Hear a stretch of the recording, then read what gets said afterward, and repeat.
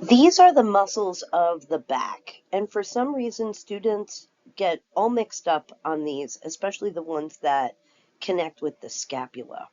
And I think it's because of the nature of the models and the pictures.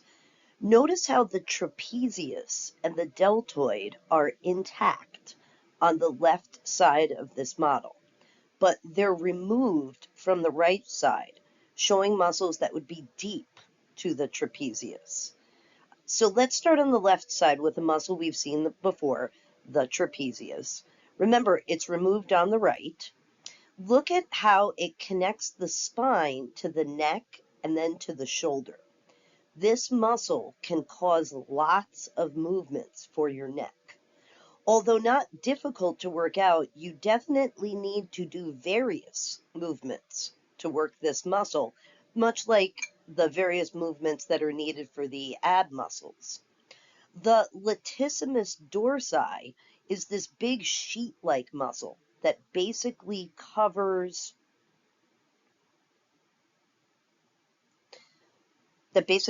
your sides. Sorry. People who do rowing use this muscle. And notice how it attaches the lower back to the arm.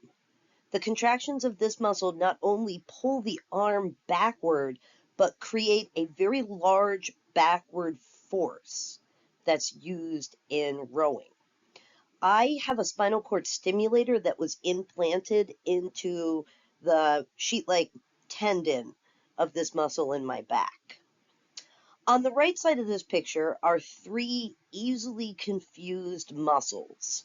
The levator scapula is not shown on many muscle models, but we get some good pictures of it here in diagrams like this. This muscle, the levator scapula, connects your cervical vertebrae to the superior angle of the scapula. It elevates the scapula when it contracts, giving it its name. So raise your arm upward, and you're elevating your scapula to do that.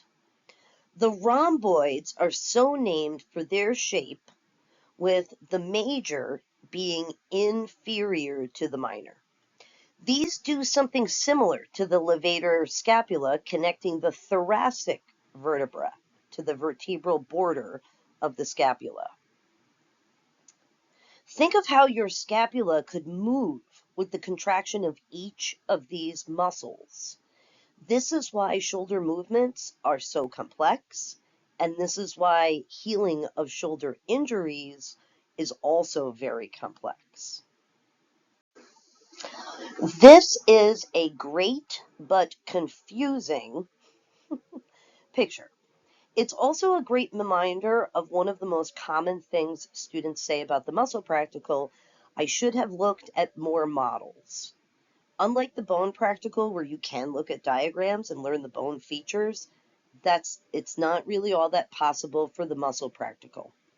And like the bone practical, the muscle practical has pictures of real muscle models.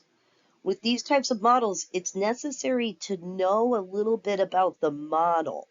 So what I mean is knowing that the right side of this model, meaning the model's right side, the external oblique is intact.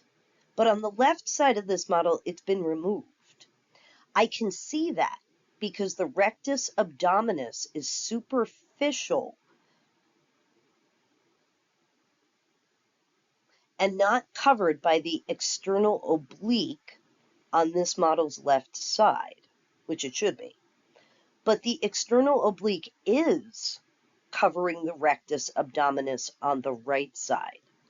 Knowing that models like this will commonly remove superficial coverings on the left side, but leave superficial coverings on the right side, is essential to learning the muscles, whether you're in person or online. Knowing this would also prevent you from making the mistake of thinking that the internal oblique is actually the external oblique. This is also a great picture because we don't have this specific model with the arm raised in our labs on campus. And the value of pictures like this is that it combines muscles that are anterior and muscles that are posterior onto one picture.